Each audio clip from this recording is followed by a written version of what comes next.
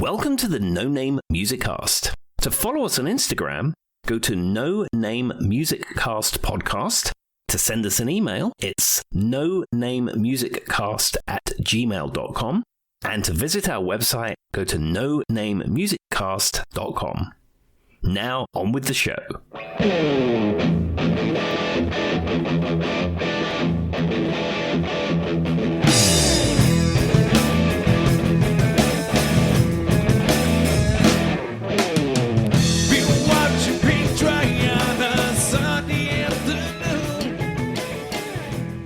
Hello and welcome, everybody. Welcome to the No Name Music Cast. My name's Tim, and this is Joy. Joy and I have had a very interesting conversation before pressing record and play this evening. Many various topics and concepts were discussed. We don't need to go into that here. Things. But I will say, breaking news, Joy, I didn't cover this with you before we hit record this evening. I am excited. You know, I bought a new fridge recently. That's not where I thought that was going, but yes, I do know that. Yeah, we were refreshing things in our house, bought a new fridge. Now, today, here we are, March the 8th, 2025, this afternoon. I ordered an oven and a dishwasher, and I checked the little boxes for them to take the old ones away, and I paid for them both to be installed. Now, I could probably install certainly the oven myself, the dishwasher, probably not. But I figured I'd get Lowe's to come and do it. You pay through the nose for it. A person's going to come to your house. They know what they're doing. Worth it. Yeah, they've got all the parts. If it leaks, they come back. They've done 1,000 of them before, blah, blah, blah, blah. I figured that was good value for money. But yep, there we go, ladies and gentlemen. I'll have a refresh of all my kitchen equipment. I mean, we bought a refrigerator and a stove probably like 2 years ago, Tim. And yeah, we did the same thing. I'm not installing that. I'll pay the extra. Good luck, guys. Exactly. It's a peace of mind thing. I mean, I will do a lot of things around the house. Painting, I'll do a little bit of... I would do anything for love. That's what Tim sounded like. Anyway, continue. Yeah, I'll do electrical. I've put light fixtures in. I've put ceiling fans in. I've... simple stuff like that. But anything that's got water involved or a 220 volt circuit, I'm not touching that. Well, if you're anything like Charlie, who's worked in IT, Tim, I don't know if you're this way, but Charlie hates to be shocked at this point. Like, I think he has shock PTSD. Yeah, I mean, certainly like in England, as we've covered before, all the plugs, every plug in the wall, every electrical outlet is 220 volts or 240 volts as it used to be. It was harmonized to 220. So everyone is always very cautious about around electricity in the UK. And in fact, the plugs are a lot more durable and the sockets you don't are a have lot more any durable. electric in your bathroom. Yeah, that's exactly the reason. Here in the land of the quote unquote free, all of our plugs are 110. So if you get a shock off a 110, it is not pleasant at all. However, the likelihood is you're probably going to walk away from it. Whereas in England with your 240, that's proper electric and it will likely kill you. So, in all seriousness, though, I have a very crazy story that you said that, Tim. In the first house that I lived in, we had a washer and dryer in the in the basement when I was a kid, right? My dad somehow, I don't remember what happened. The washer started leaking. Dad went to the dryer. Dad got shocked and literally thrown across the room. Oh, dear. With no one down there. And like no one heard him. My father was in the basement for like 10 minutes until he made his way up the stairs and asked us, like, I think he was actually crawling.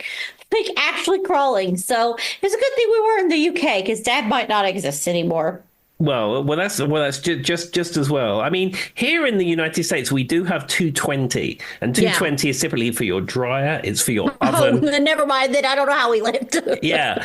And if you work in sketchy bars like I do, 220 is also for the mechanical bull. I mean, that's fair. Have you ever rode a mechanical bull, Tim? No, because my back is a bit dodgy and it would tweak it if I got on one of those. I have, and it was not as fun. It's near as fun as you would think it would be. No, you should steer clear from that, Joy. I'm just letting you know. I mean, that was years ago, Tim. I'm not doing that anytime soon. You'll see me on the news somehow. I broke my back. But no, years ago, I did, in fact, do a mechanical bull. And it was not as fun or as hip or as interesting as the TV shows make it out to be. I highly don't suggest it. There we go. Okay, so let's talk about music because this is a music podcast. It's not a kitchen appliance or mechanical bull Forgot we were doing that. Yes. podcast. Well, So, would you like to? yeah, do Okay. you have music news for us, Joy, at this early juncture? I have a very interesting music news that's going to take a little few minutes because I fell across this thing where apparently Rod Stewart is now going to have a Vegas residency. Have you seen that yet, Tim? Well, he has performed in Vegas many times on and off. I don't think maybe he's done a residency before, but the fact that he's been in Vegas is very common. He is something he does, and he's had that Greatest American Songbook thing going for a number of years where he's doing lots of standards and he's toured that. So it doesn't surprise me that he's going to do a Vegas residency because especially for the more mature performers, it's a lot easier because you're not traveling around the country. They put you up in a lovely hotel. The equipment's already there. You're not sound checking every day, et cetera, et cetera. And then you can just wander down from your penthouse suite and then, 30 minutes before the performance and they give you a microphone and Bob's your uncle, you're on stage. Exactly. So I've heard a little bit about him having some Vegas residency type things, but apparently this is more official. He's going to Caesar's Palace. And so when I fell down this rabbit hole, I was like, well, I'm pretty sure I've heard of him kind of having this before. I found the lineup for everybody in 2025, Tim, who has a Vegas residency, and we're going to talk about it. There we go. So February we have, which is already passed, but it doesn't matter. We had U2, of course. At the Garth Sphere. Brooks. Yes. And then Garth Brooks was at Caesar's Palace as well. And then I don't know what this is. And Tim's probably going to yell at me and be like, how do you not know this? It's Anyma. Amanya, the end of Genesis at the Sphere.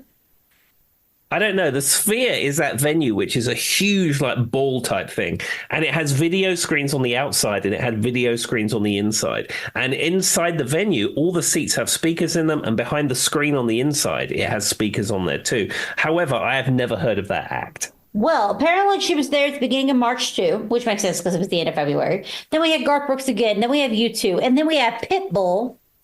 And then we have the Eagles at the Sphere. Maroon 5. And then we have Rod Stewart, which is an encore show. As Tim stated, he's done some other Vegas stuff at the Coliseum, aka Caesar's Palace. We have Dead and Company, Dead Forever at the Sphere. Carrie Underwood, Reflection at the Theater at Resorts World. And Barry Manilow to end March out at the Westgate. In April, we have Carrie Underwood, U2, Barry Manilow, the Eagles, Lionel Richie. Dead and Company again. Then May, we have Barry Manilow, Dead and Company, Janet Jackson, everybody. We got a new person. Kenny Chesney and Rod Stewart. And if you're going in June, you get Rod Stewart, Kenny Chesney, and Barry Manilow, and that's all you can get, everybody. And then for July, Kelly Clarkson and the Backstreet Boys. So we get a little bit of a change. And they are going to be at the Sphere, too. And then for August, you get Kelly Clarkson and the Backstreet Boys. And November, Kelly Clarkson's so far the only person going to be there. There we are. Now, I will say that Manilow has been at the Westgate for years. Now, the Westgate was previously called the LVH, and prior to that, it was the Las Vegas Hilton. Now, that is a legendary venue where Elvis used to perform, and I believe the room that Manilow plays in is the same one that Elvis used to play in. And I would say, last time I was in Vegas was for my birthday in last October, and prior to that was almost 10 years previously. And then, we went every year for years and years and years. And almost every time we went, Manilow was at the now Westgate. I mean, that's pretty much his home. He's had that residency for a long time. It's funny because when you see people talk about like somebody with a Vegas residency, I think they always go to Celine Dion. But you might be right. Barry Manilow might have had his longer than her at this point. Yeah, she was at the Caesar's Palace. Now, the venue you spoke of, the Coliseum, I believe that was built for her. Of course it was. That sounds like the most Celine Dion thing I've ever heard in my entire life. Yeah, but that's very common. A lot of these installed shows in Vegas, they custom build the theaters for the artists because one thing in Vegas, there's no shortage of money. Yeah, like I said, it doesn't actually seem like real. Like it feels like if you go to Vegas, you're just in a weird cartoon Looney Tune world, but that's not related. So anyway, but yeah, so I fell across that. Tim, do you have any music news you would like to start out with? Yeah, so I have a little bit of music news about the Beards. Now, Ah, as we've spoken about, the Beards are back. The band is back, of course. and they played a one-off gig a few years ago, and they sort of put one message on their Facebook page, Instagram page that they were going to be performing at this venue that was closing down or something like that. They went and played it. I found some fan shot footage, and it sounded to me like a great band who hadn't performed for 10 years. It was all right, but it was a bit rough around the edges. This time they're playing some other festival that's coming up in the summer, I believe. But they're already starting with like their various publicity of this. So, being the Beards, they posted a picture on March the 1st, and all it said was 2025. And it's a picture of them all sitting round with Yeah, their beards, obviously. of Apart course. from they've photoshopped Chuck Norris into the picture. Of course they did. Which is very, very, very bizarre. And then the Beards, of course, have all got a little bit older. And the singer, Johan Beardraven, which is probably not his real name. It's not actually because his name's Joel. That's beside the point. He's got very grey. He has a very grey beard now. That's probably the best news we've heard in a while, Tim. Are you very excited for this in your life right now? I am. And then on March the 6th, they post another picture and it says, just finished rehearsing 20 songs about beards. And they're all sitting around the piano playing instruments and stuff like that. And then Johan Beardraven, I assume it must be his son, is sitting on his knee. However, Probably. they've changed the head from Johan Beardraven's son to that of Chuck Norris again. Fair enough. Fair enough.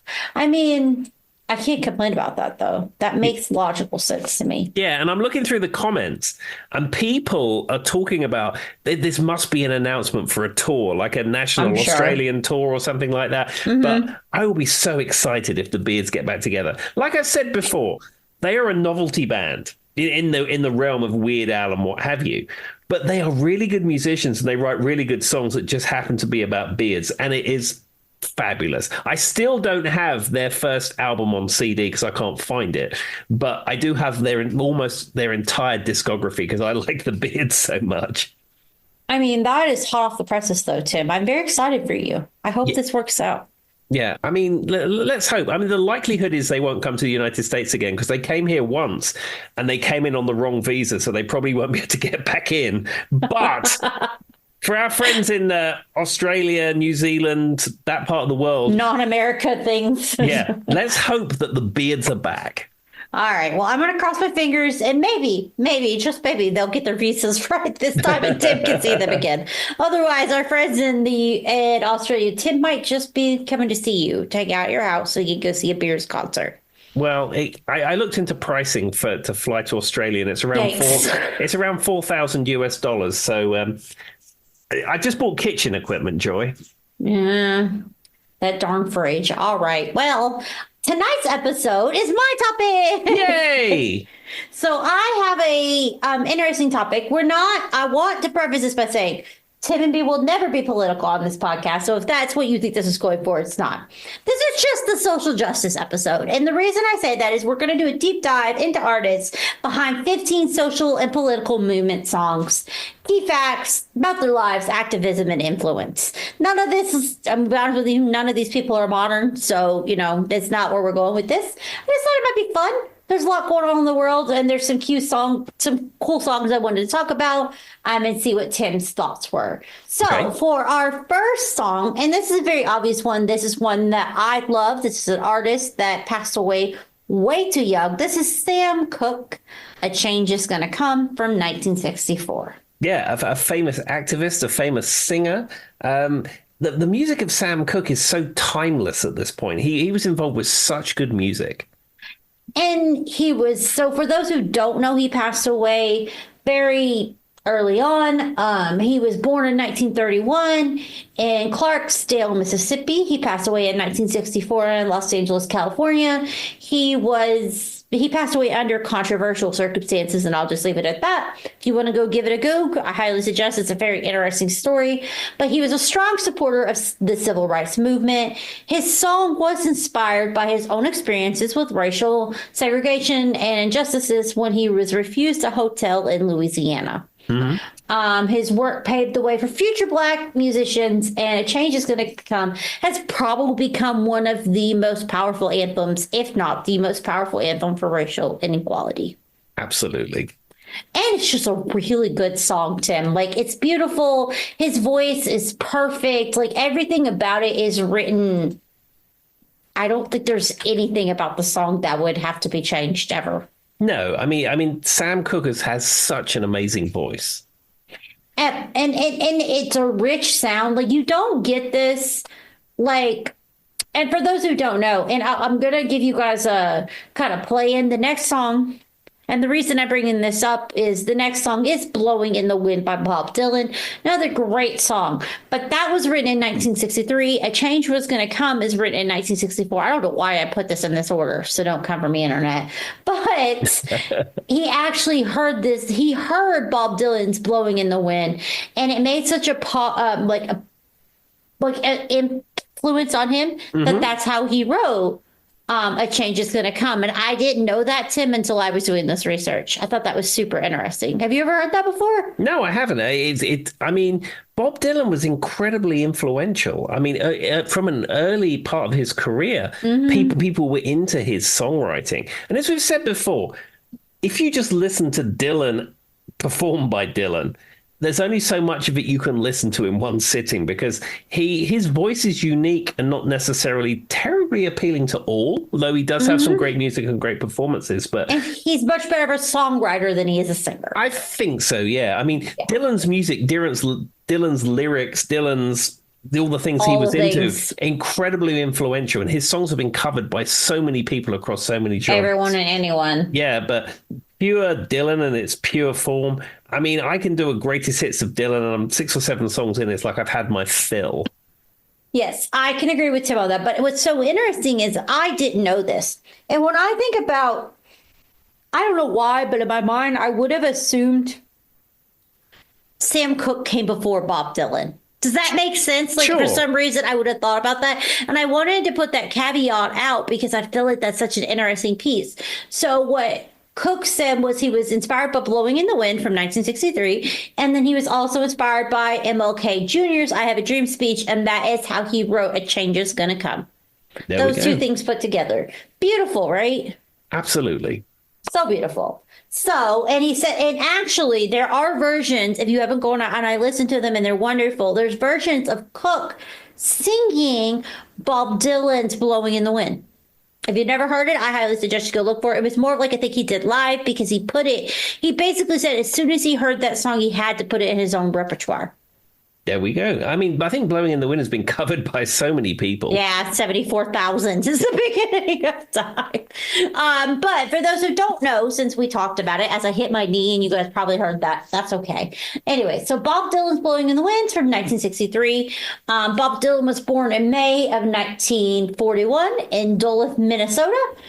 He was a key figure in basically the 1960s protest movement, performing at civil rights rallies, including the 1963 March on Washington, which, if you don't know, that's the MLK type speech, I Have a Dream. And he also won a Nobel Prize in literacy. Yes, literacy, everyone. Literature. Literacy. In 2016, for his poetic songwriting, and Blowing in the Wind remains a universal protest song. Now, I will say, for what it's worth, I understand a lot of like what Tim's saying. I could not go to a Bob Dylan concert. I'm going to tell you right now, I would jump out the window before I would do that. I just can't. But what I do know and what I find very interesting about Bob Dylan as a person is his ability to convey a message, whether I don't know how to explain it. His ability to convey a message is something you don't get in anything else. And I'm going to say something controversial. My actual favorite Bob Dylan song is Hurricane. I love that song, Tim. As weird as that is, and nobody ever thinks about that because you're what, Mr. Mr. Tambourine Man or Knocking on Heaven's Door. Hurricane's a great song. And the first time I heard it, I'm gonna get reamed for this one, Tim. I almost thought it was John Lennon. Yeah, I can see that. Just because of like the working man kind of thing John Lennon did for so long. That's what it reminded me of. For good or for bad, that's what Hurricane reminded me of. don't know if it's like, somebody out there screaming at their computer right now, Tim. Bill Reese is screaming down the road at me listening to his radio, but that's something I thought. I'm sorry. Don't come for me, internet. Also, Tim, do you think you could sit through a full Bob Dylan concert? Because I just don't think I could. He came to Roanoke not that long ago, 3 or 4 years ago. And I contemplated it because, this is the legendary Bob Dylan. This is this key figure in popular music that's been an important person, an important part of it since the 60s. And I thought, is this going to be the last time I'm ever going to get a chance to see Bob Dylan? And then I read some reviews because he doesn't allow any photography or videoing at his concerts. That's one thing, which is fair enough. Some artists do that. So I read some written reviews about his concerts, and they said he no longer plays guitar. He only plays keyboards, and his mumbling singing is more mumblesome than ever. And they said he's got a kicking band, but Bob himself is not good. And I was like, do I want to invest $200+ a pop for that? And it's like, probably not. Okay, if I go see a Bob Dylan concert and he's not playing the guitar, Tim, I'm leaving. Period. Yeah. That's just like, I don't know how to explain it. That just feels wrong. Yeah. Why is there, maybe it's just because his hands or something? Like, why is he not playing I didn't even know he played the keyboard. Well, there you go. When you see Bob Dylan, do you not see a guitar in his hand, Tim, or am I crazy? No, it's exactly what I would see. So anyway, I'm not going unless he's playing the guitar. All right, so our next song is a song of a person we talked about who we don't believe his estate did him justice after he died, but it is Marvin Gaye, and the song is What's Going On from 1971. An absolute stone cold classic. Yeah, the family of Marvin Gaye seems to be getting involved in like cash grab lawsuits and stuff like that. It doesn't honor the legacy of Mr. Gaye, I don't think. I just feel like if I pass away, I'd be like, just let it go. Yeah. Who cares? I'm dead. Just let it go. If anything else, it just feels, like Tim said, it feels kind of, I don't know, schemy. It feels scummy. It feels weird. It sullies the legacy of the artist. And I'm sure if the artist, like you said, if the artist was still alive, they may not be so bothered about it. But it seems to be whoever controls the estate, who obviously then controls the flow of money that comes in from the Marvin Gaye universe. Exactly. They just see it as a cash cow, and it just seems poor. So, with that being said, for those who don't know, Marvin Gaye was born on April 2nd, 1939 in Washington, D.C. in the United States. He died on April 1st, 1984, once again under very sad circumstances. If people don't know, his father actually was the reason he died. I don't want to get into it on the podcast, but he was killed during a domestic dispute with his own father. So that in and of itself was very sad. Activism. So his brother served in the Vietnam War, which heavily influenced what's going on. Gaye challenged Motown to release it despite their initial hesitation. So for people who don't know this story, Joy has spent a lot of time researching and looking into Motown, and that is like her bread and butter. And initially they didn't want to put it out there, because what's going on it's questioning what's happening, right? Yeah. And Motown had a very, I don't want to say, because in the 60s, there was a lot of like, the Beatles were very clean cut guys at one point, right? Sure. Motown had a little bit more risque stuff, but they still kept that clean cut 60s type thing to appeal to the masses. And this song, Question, it was the first real protest song to come out. He did challenge them and say to release it. It did. They finally did release it after much push and pull, and it shifted a change in Motown. It pivoted to soul music, tackling real things like political and social issues. So while the song is great and you hear how beautiful it is and the way he's questioning what's happening, the big thing is it was a societal change for Motown. Absolutely. But even like you said, like the Beatles later on got into activism and singing songs that didn't say "Love Me Do" and stuff. What do you mean, Tim? I've never heard of the Beatles singing about a revolution or anything. No, absolutely. I mean, that was a bootleg or something. Might be in this list a little bit later. Actually, I think it is. But anyway, I think they said something about wanting a revolution. Oh, God. The next one is John Lennon. So that falls right into... There we go.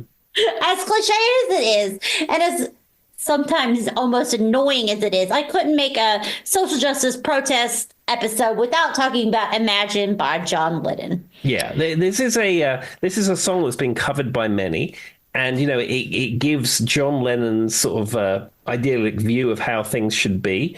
Yeah, it's a legendary song. The irony is if you go back and look at it, John Lennon had some very sketchy things. Yeah, as we've said before, you think of John Lennon as the peace and love man, but he had some not good things going on in his. Tim says that like he didn't just bluntly punch people in the face. If you go back and look at it. Well, I mean, he's the guy who wrote the line, "I'd rather see you dead, little girl, than be with another man." I mean, that's that same guy. God, my eye just twitched. To be irony, to put into like some irony in that is it feels like Paul McCartney probably was more the peace and love guy. Yeah, and people, as we've said before on this podcast, people give Yoko Ono a bad rap. She broke up the Beatles. She was always tagging after John. It's all sexism, though. Yeah, no. Yoko was fine. It was John Lennon. John Lennon was the problem. He punched people in the face just for speaking to women had a heroin addiction.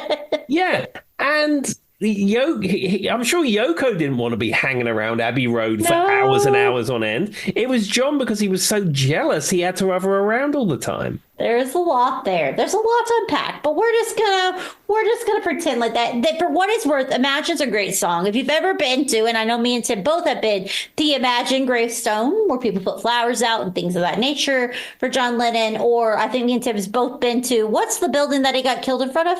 So it's the Dakota Building, That's Central what it is. Park I couldn't remember West. the name. Yoko Ono previously owned 2 apartments in the Dakota Building.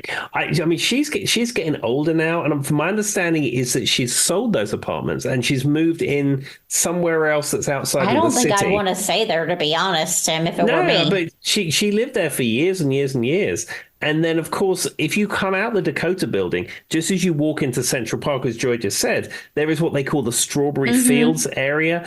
And then there is a big mural in the ground that says Imagine. And then people leave toys and flowers and guitar picks and yellow submarines and all the things, Beatles type stuff, and they leave it there. I mean, I've been in that whole area a number of times. I think I've been 2 or 3 times now at this point. But I will say, for what it's worth, I do like the song. There was that weird, cringy version that came out during COVID, Tim, with the artist. And it felt very weird. There was a lot of questionable content that came out of the COVID era. Now, there was some great material that came out of the COVID era. Local bands that reunited, for example. There was a lot of that. There was people sitting at home coming up with stuff. Yeah, original bands from the 2000s that recorded a bonus track and then re-released their album. I mean, that happened too. And then I don't know what that could possibly be. What Tim's referencing. Then you had other musicians like putting out video series because they're all sitting at home and had nothing to do. It was a terrible time and lots of lives were lost.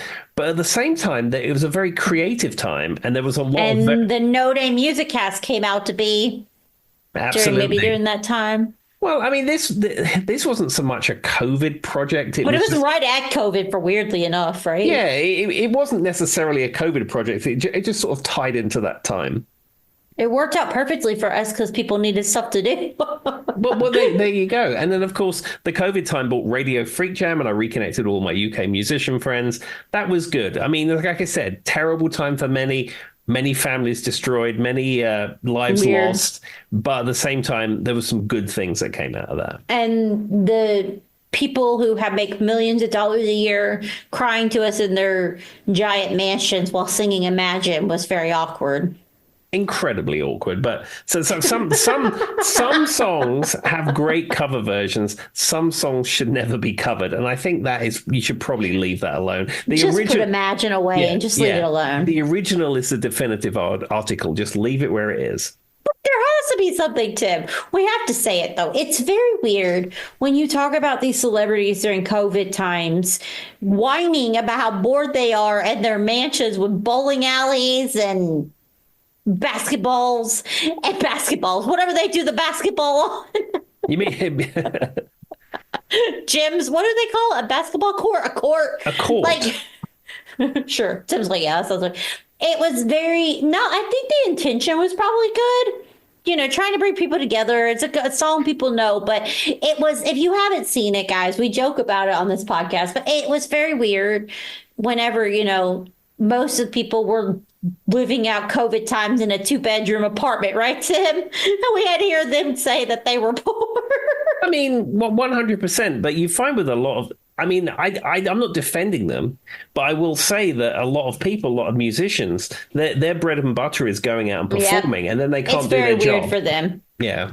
I know it was, Tim. It's just awkward. I don't know who was the production company or why Gal Gadot thought that was a good idea, but it felt weird. Anyway, so for those who don't know, just the basics of John Lennon. He was born on October 9th, and he died on October 8th, 1980, assassinated outside of his New York apartment. Me and Tim were talking about. So he was very heavily involved in anti-war protests, famously staging bed-ins, as me and Tim have talked, but we don't really need to get into it, with Yoko Ono to promote peace. Poor woman couldn't get away from him. But anyway, I really do, Tim, think that 90% of the reason people get so broken up about Yoko Ono is sexism. I'm sorry, I just say it for what it is. I think you're right, but having looked into this topic, you realize that the problem here was John Lennon. And so, but those who don't know, Imagine, which I think everybody does at this point, it's promoted at global events. It's been used in the Olympic ceremonies, humanitarian events, everything in between. And it's so funny when you think about it, when you listen, imagine all the people living in harmony, right, Tim? The lyrics are so surface level at best. Yeah, have you ever thought about that, Tim? Yeah, it's idealistic, but I mean, it's his view. I love it, though. It works. I'm not saying it's a bad song. It's just so interesting how something so simple and just straight to the point is so pungent. You know what I mean?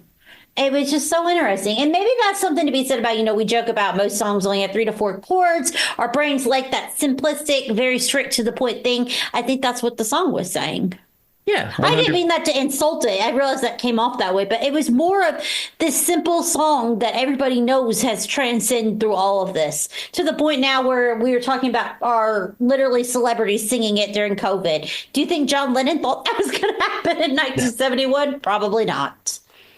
But anyway.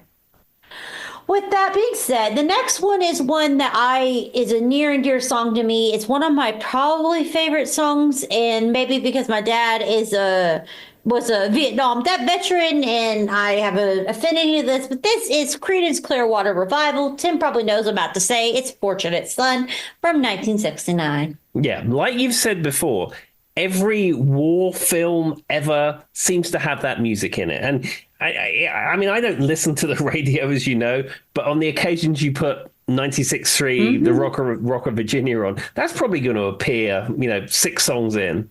But that opening guitar riff, Tim, might be if not the most played guitar riff in my brain. I don't even know. Have you ever played this song? I assume you have. I don't know. I've never played it in a band. But the right at the beginning, that breakdown, you probably can give a better understanding of it, is probably one of the most iconic, if not the most iconic, opening riff to a protest song I've ever heard in my entire life. Oh, 100%. And I love CCR, so that also plays into this. If you don't like CCR, you can just leave because we're not going to get along. But Fortunate Son came out in 1969. The lead singer was John Fogerty. He had very big mutton chops across his face and had interesting hair, if you've never seen him. He also sang a song about baseball that I never want to hear again. Thank you, Kruger. Every time that song played, I wanted to jump out the window. But anyway, he was born on May. This is crazy to me, Tim. I mean, I guess I had to know because, the height of CCR was in the 60s. And, John Fogerty even had his own solo career after that. He was born in 1945. Yeah, I mean, he's still with us, and but I just don't know. I ever thought about it. He was born in the 40s. Yeah, but my parents were born in the 40s. My dad was born in the 40s or the 50s, so it makes sense. Yeah. I don't know, John Fogerty. I don't know what I thought. So for those who don't know, the song is criticizing the Vietnam War draft. and highlighting how the rich were able to get out of it. Especially, I don't know if that was more of a thing. I feel like that's more maybe an American thing. But for those who don't know in America, so my father is actually a POW from Vietnam, and he weirdly is one of the only people who chose to go in. We don't need to get into that. But they would have where they would go on national TV. It was like a lotto type thing, and they'd roll the wheel, and if your number was being called, you were being drafted during Vietnam in America. But there was a very big thing in America where if, you were a college student or if your family had money and maybe you're going to school to be a doctor, you had a reason to get out of the draft, right? Sure. You were viewed as the fortunate son. That's what the song's about. Yeah. I don't think other countries did the draft on TV. Was that strictly an American thing? I think so. I mean, the England had national service. And I think that finished in the 60s or 70s or something like that. I mean, we haven't had the draft since the Vietnam War in America. Well, nobody's been drafted, to my knowledge, anyway. No, I mean, when I became a green card holder, they talk about how all men between certain ages have to sign up for selective service. So they can be drafted if necessary. But I think at the point I got a green card, I was already too old for selective service. It's literally just pretty much every man between 20 and 30. I don't know the exact details. I was 6 or 7 years past that already. Yeah. But I do find it very interesting. So, like if you're not in America and you've ever watched like the Hunger Games, sadly, where they're like, they go on and they're pulling up the numbers. That's a play on what they did during the Vietnam. Now, I don't know in the wars if they did the same thing, but in American culture, it's very well known that it looked like a big bingo thing where they rotated it and, your number got called out. And if your draft card ended in it, well, you're going to Vietnam, everybody. Yeah, it was well, this is America, Joy. We have TV and razzmatazz even when it's something like that. How crazy is that, though? I don't even want to get into it. Now I'm going to get angry. But that concept is so strange. Now, given we've never had to use it, knock on wood, I don't want to anytime soon again. But yeah, so that is one of the things, though, is the working class was the ones who were sitting there watching their numbers being called, right? Sure. And the people who had money, of course, they got to go to school and so on and so forth. So that is what Fortunate Son is about. And if you ever wonder why it's about being born with a silver spoon in your mouth and you're not in America, or if you're in America and you've never heard that, go back and look. It's a real thing that happened. It's crazy to me that was put on TV, Tim. Yeah. Like it was a bingo card or something. But also, people outside the United States think it's funny that you can have advertising for funeral homes and prescription drugs on TV. It is freaking ridiculous. And there's no reason why we should have prescription drugs. Yeah. Don't get me started with your 74 side effects. Exactly. Read out at the absolute speed of sound. Yeah. Anyway, so if you've never looked up American pharmaceutical, I guess commercials, go give it a go, guys, because it's something. It's something. But anyway, all right. So for those who don't know, it's been used in countless war films, remains a protest anthem against the government and economic injustice. There we go. So with that being said, this is a song Tim, I think, learned about when he was doing his little albums challenge with our listener in Australia. This is Public Enemy, and this is Fight the Power from 1989. Yeah, so Public Enemy. I mean, I've looked into Public Enemy, and they have a cause, and they're speaking from the heart, and they have the things that they want to say that's important to them, and their social justice and all this kind of stuff. And I support them, and it's important that music is out there. However, that music is not music that I would ever listen to because I can't stand rap music. Fair enough. So I'm not super familiar with Public Enemy. I think I probably have surface level knowledge of them, to be honest with you, Tim. Sure. But for those who don't know, the lead rapper in Public Enemy is Chuck D. He was born on August 1st, 1960. This song came out in 1989. And they, for what it's worth, even though Tim's not big into rap, they use rap and hip hop as a tool for political activism, addressing racism, police brutality, and statistic oppression. This song has become an anthem for the Black community and was predominantly featured in Spike Lee's Do the Right Thing. Yeah, 100%. As I said, they have a message. They're preaching all the things that's important to them, social injustice, all of those things. It's important. Use your voice. Yeah, it's their voice, but as I said, the actual music that they create just is I'm gonna be not. honest with you, I'm not going out of my way to listen to Public Enemy No, either, it's not Tim. to my ear. I will tell you about Chuck D though. Chuck D did perform with a band called Prophets of Rage, which is like Rage Against the Machine, but with a different singer and Chuck D. And in the last, not the last administration we had in this country, the one before, they were not happy with how that was going, so they formed this band called Prophets of Rage, and they toured, and then they released new music. Now, as I said, I'm not a fan of rap at all. It just is not pleasant to my ear, and as an art form, I don't particularly find it appealing. However, I will say that the Prophets of Rage music that came out, maybe it's because it's a rock band and the actual rap element is minimal. I don't know. I actually pretty like that. And I've looked up some of their concerts on YouTube, and they did some Audio Slave songs. They did some Rage Against the Machine songs, and they did a couple of like Public Enemy stuff. But in the context of that unit, for me, it worked, and I've listened to some of that music since, and it doesn't. I actually like it, and there's actually a really good video of them with Chuck D performing them that's on YouTube, and I know we'll come on to this at the end in case it sort of knocks into some of the other things you're talking about. But their performance was very powerful, and Chuck D was was a big part of that. There you go. Well, see, Tim, it all comes full circle. And to be fair, like Tim said, I'm not seeking out Public Enemy by any means, but I appreciate them standing up and saying what they want to say. Absolutely, 100%. And with that being said, the next one is a song that is an artist that Tim has recently fell in love with. He just loves this artist. He may have been forced to listen to them recently by someone here in this podcast. There's only two people.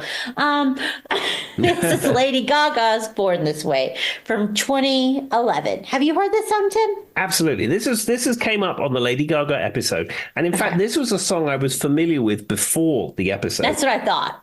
Because as we know about Miss Lady Gaga, or as I like to call her, Stephanie, she's very much an advocate for the LGBTQ community. And this was sort of seen as an anthem of sorts that she came out with. I mean, I don't know how you could not be an advocate for the LGBTQ plus community and be the godmother to Elton John's children. Absolutely, 100%. Which she is. For those who don't know, Lady Gaga is the godmother to Elton John's children. So Born This Way came out in 2011. She was born in 1986 in New York City. It's very obvious if you've ever known anything about her. She is very much Italian and from New York. So Gaga founded the Born This Way Foundation to support the LGBTQ plus community youth. She has been vocal advocate for same-sex marriage and mental health equality and awareness for years. The song kind of became a pride anthem. We could put it in there with a lot of great pride anthems, and was also performed at the 2017 Super Bowl halftime show, which was very important because she wanted to make sure it was on the main stage. But the big thing about this is her, just like Elton John has his foundation, Lady Gaga has put a lot of money and time and effort into the Born This Way Foundation that was named after the song. Fabulous. Well, like I said, I listened to all that Lady Gaga music and I was disappointed because it was not what I was expecting. However, you can't take away from Lady Gaga that she's an advocate and that she's set up this foundation and she, continually strives for rights for people. We'll get him on the Lady Gaga side. We're not there yet. We're just pushing it until Tim finally gives it or he tells me to shut up. Whichever one happens first. With that being said, the next one is a song we've kind of talked about, and this is definitely a band that has to be on our protest, social injustice, whatever you want to call this episode, Tim. This is U2, and it is Sunday, Bloody Sunday from 1983. Absolutely. And now I could go full on Alan Partridge about this, but seeing as we're doing a song about episode about social justice and people being advocates and striving for rights and things like that, I won't do Alan Partridge quotes about this. So for those who don't know, the lead singer of U2 is Bono. I think most people know that. He was born in 1960. So U2 has a long history of supporting humanitarian causes, including debt relief for developing Asians. Yes, Joy, Asians. No, nations. Nations. And AIDS awareness. I mean, he may have done something to support Asians too. I'm not sure, but that's not what I was going for. But the song addresses the Bloody Sunday Massacre in 1972 in Northern Ireland, and it's kind of remained, I guess, an anti-war statement for years to come. Yeah, I mean, I find Bono generally annoying and grating, and everything I mean, he is super into really good causes. He's a United Nations ambassador. But he's a walking contradiction. Yeah, but I don't know. It's like, Bono, I know you're doing good work, but for goodness sake, just shut up and play guitar. Am I wrong with that? No, because he comes off as like condescending at all. Yeah. The stuff, if you look up quotes from him, so no one wants to be preached to from someone who comes off that condescending, Tim. Like, it's great that you're giving money to AIDS awareness and you're supporting Africa and you're 100%. doing all these things. And I don't think me and Tim would ever say any of the sort that we don't agree with that. But just because you're supporting the Joshua Tree Foundation event from 19 whatever doesn't mean you have to come off sounding such like a no one wants to be talked to like that, Tim. No one. No. Do you know someone I really respect? I mean, he's no longer with us. George Michael. Okay. You know how much of a George Michael fan I am. Yeah. Continue. So George Michael, was in Wham, was a solo singer. Freedom 90. Yeah, pop songs, all that kind of stuff. What you didn't know about George Michael is he quietly would donate to so many charities and so many causes, and he wouldn't press release it, and you'd never hear about it. You only heard about this stuff after he died, when they said, well, George Michael donated $2 million to £2 million a year for the last blah blah blah years. And there's a London radio station called Capital Radio, and they used to do a charity drive every year called Help a London Child, and it sort of targeted children in London and all various causes. And he famously would always donate to it, and it never really came out. And it's just that he did all that work behind the scenes and didn't make a big fuss. Yeah. I love, for what it's worth, I'm a huge George Michael fan. All of his music wonderful. But I think Tim's right. He came off, there's just something to be said about your personality can't be changed. And for some reason, George Michael has like that kind of personality of someone you want to be around, and Bono just makes your eye twitch. Yeah. I mean, I've said, I'm not taking away from Bono. Bono has done great things. Yes. Bono has been an activist. Bono has raised money, all that cool kind of stuff. But he's just a bit preachy with it. Yeah. And to be fair, some of that is probably perception. But can I give you guys a quote? So while we were talking, I gave it a Goog. Here's some Bono quotes for those who don't know. Perspective is the cure for depression. Are you kidding me? Like, as someone who takes medicine for her depression every day, that's when my eye twitches. In my dreams, I was drowning my sorrows, but my sorrows, they learned to swim. Whenever I see grace, I've moved. What the heck does that even mean, Tim?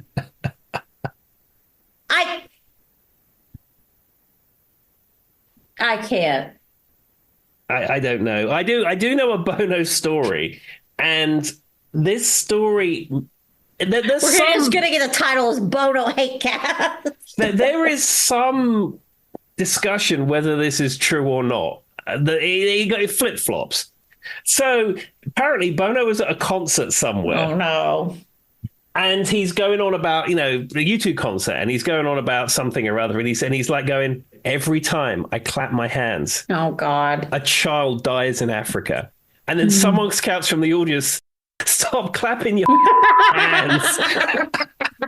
I mean, I know what he's going for, but like, read the room, dude.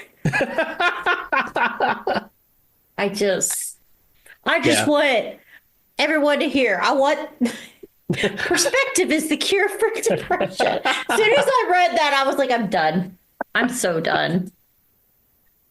Guys, for those who don't know, perspective is not the cure for depression.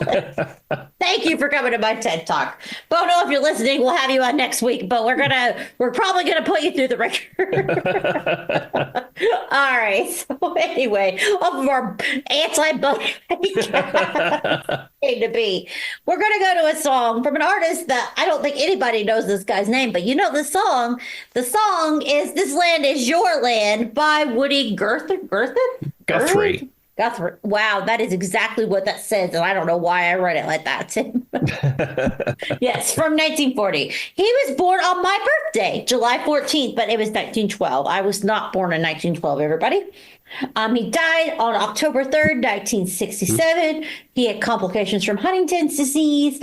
He was a socialist and union supporter and spent his time writing songs for workers' rights and economic equality. Though often mistaken as a patriotic song, the original verses criticize wealth inequality and government policies. Yeah, somebody who's spoken of very often. I mean, sort of in country music circles, folk music circles. Folk music is kind of what I think of him as.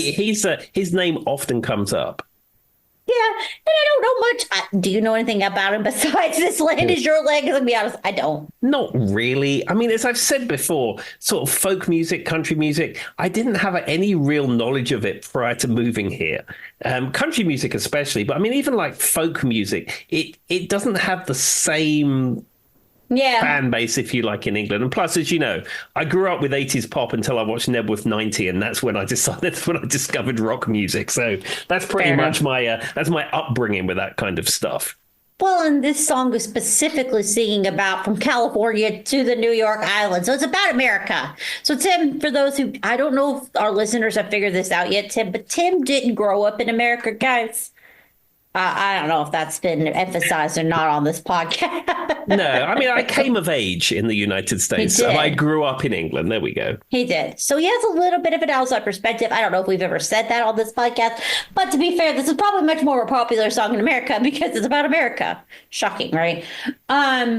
And so when you hear it, you always hear "This land is your land, this land is my land," from California to the New York Islands, from the Redwood Forest to the Gulf Stream waters. This land was made for you and me. That's kind of like the famous verse. Mm-hmm. But there is a second, you go through "As I was walking down the highway," and then it's about, I roamed and I rambled. There's a second verse that never gets produced when you hear it on TV and stuff. Mm-hmm. And it's like, he says, "There was a big high wall there that tried to stop me. A sign painted said private property.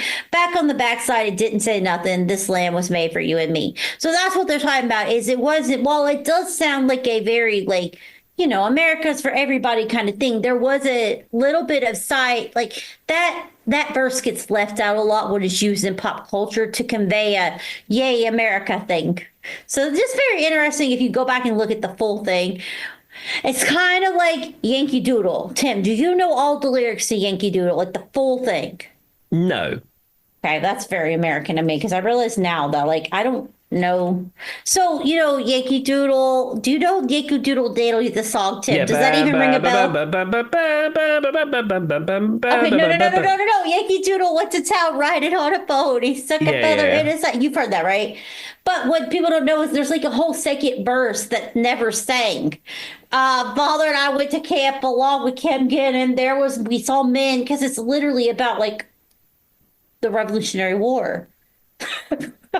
So anyway, the reason I say this is that's "This land is your land." Nobody knows the second verse. There we are. So I'm teaching everybody. If you don't know, there's a whole second verse to Yankee Doodle, which is I'm imagining. Do people in the UK know Yankee Doodle Dandy, Tim? Is this a universal thing? I used to have a toy jukebox, and it wasn't really a jukebox. It was some kind of unit that looked like a jukebox. They had buttons on the front, and you could either play the buttons manually, go dun, dun, dun, dun, dun, dun, or you could press the buttons and they would play tunes.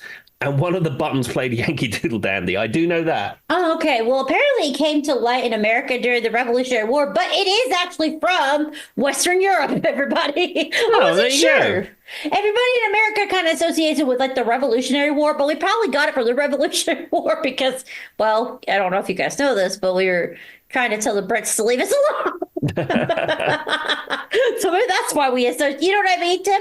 But apparently, a macaroni wig. Okay, so stuck a feather in its hat and called it macaroni. The macaroni wig was an example of a Rococo dandy fashion popular to the elite circles in Western Europe and then was mocked in London, apparently. Interesting. I just learned that. So that's why they called it. I never knew why he stuck a macaroni in his hat and called it, or stuck a feather in his hat and called it macaroni. Because, like, macaroni's pasta. I guess I never really questioned it, to be honest, till right now. There you go.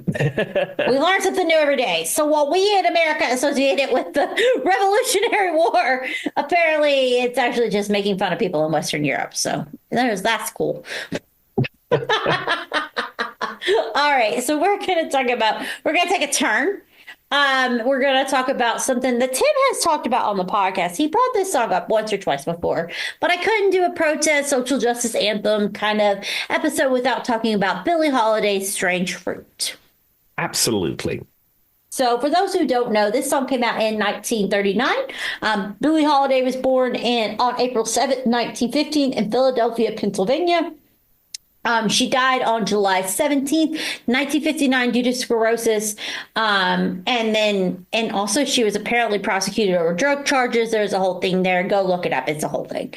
But anyway, so she bravely performed Strange Fruit, a song about lynching in America, despite threats from the government and the music industry. And it was one of the earliest protest songs about racism, later covered by Nina Simone and sampled in hip hop. Yeah, you find a lot of that stuff. Those early songs are sampled in hip hop, not just for the beats or for the sounds. It's because it has a message, and they want that message to continue to convey. We don't have to say much about it. If you've never seen Billie Holiday perform Strange Fruit, I highly, highly, highly suggest you get in the Googs, you get on the YouTubes. Tim can tell you it's worth a listen. Absolutely. We have talked about that one a little bit, so we'll move on. Now, this is a song I have very distinct memories of, and I think everybody does. This is Edward Star War from 1970. Yeah, this is a song with a message, but it's also a really, really good song. It is, and it has like 2 words. Yeah.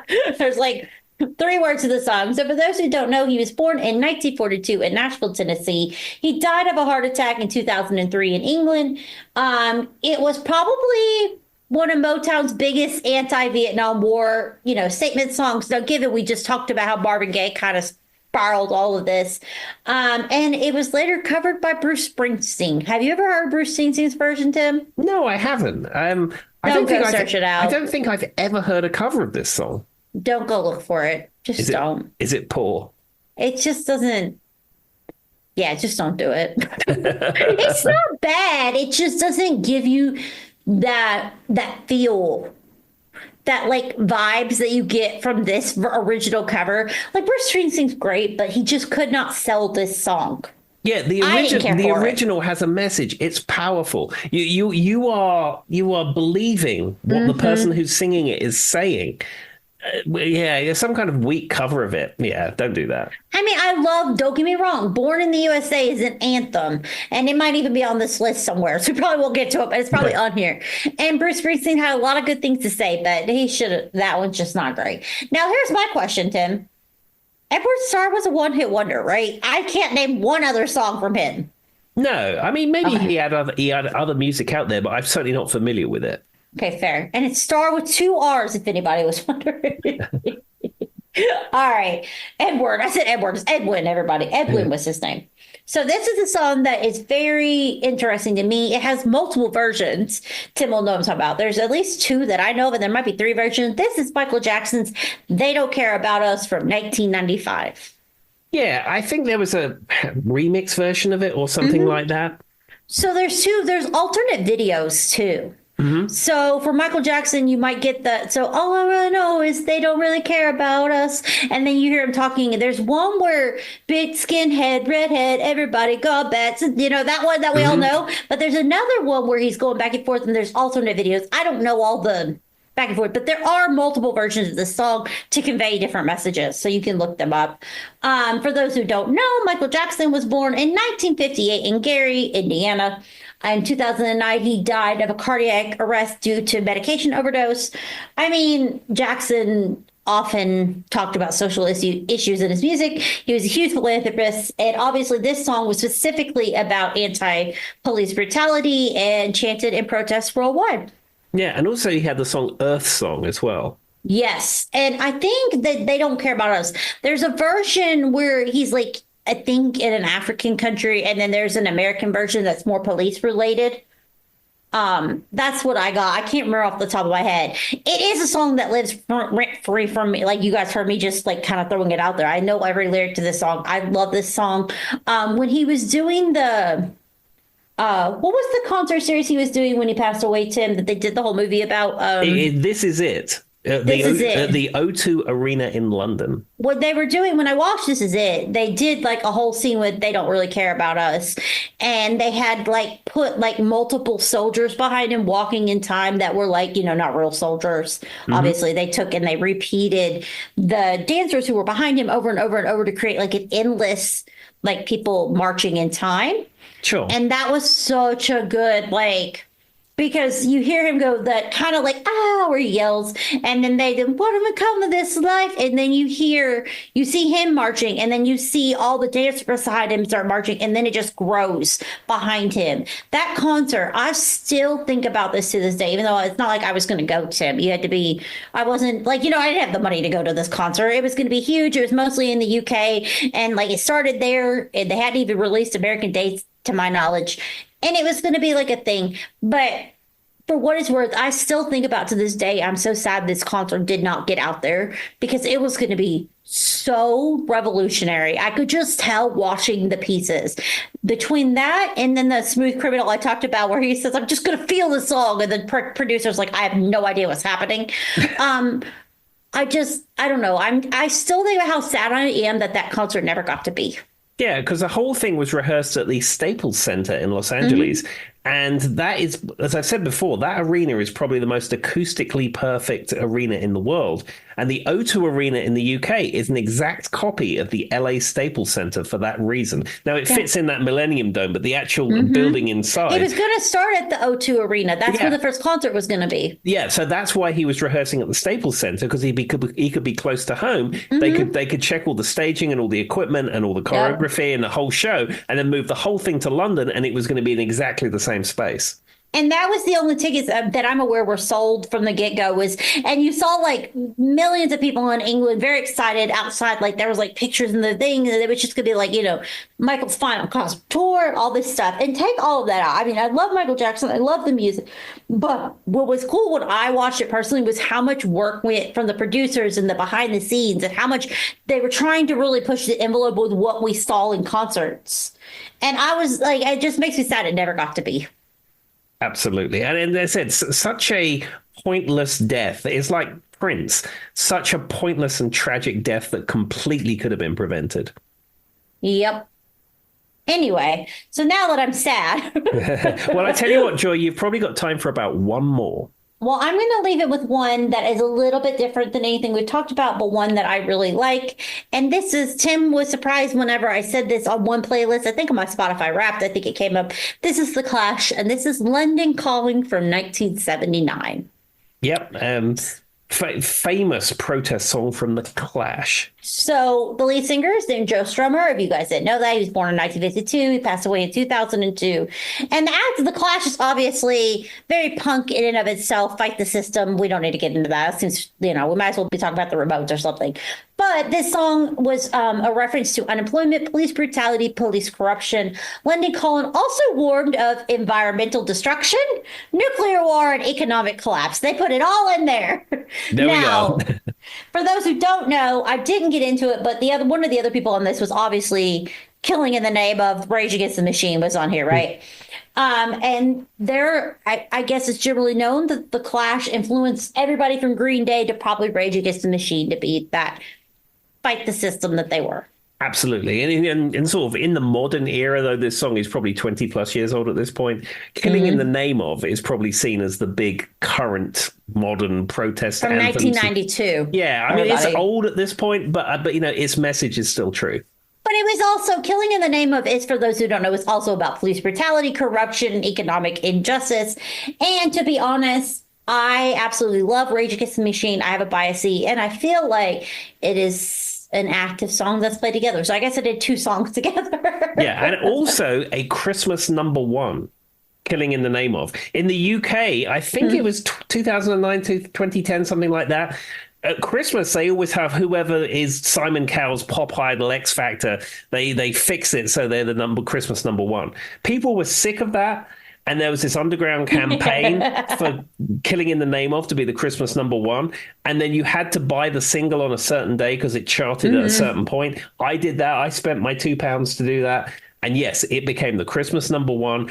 And then Rage Against the Machine donated all the royalties from that to UK homeless projects. And then they played a free concert. Yep. And they played a free concert. I think it's like Hyde Park or somewhere like that.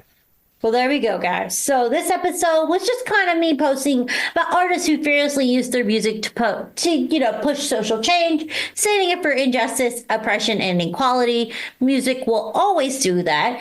And I hope that these songs are something you go out and you search and you listen to.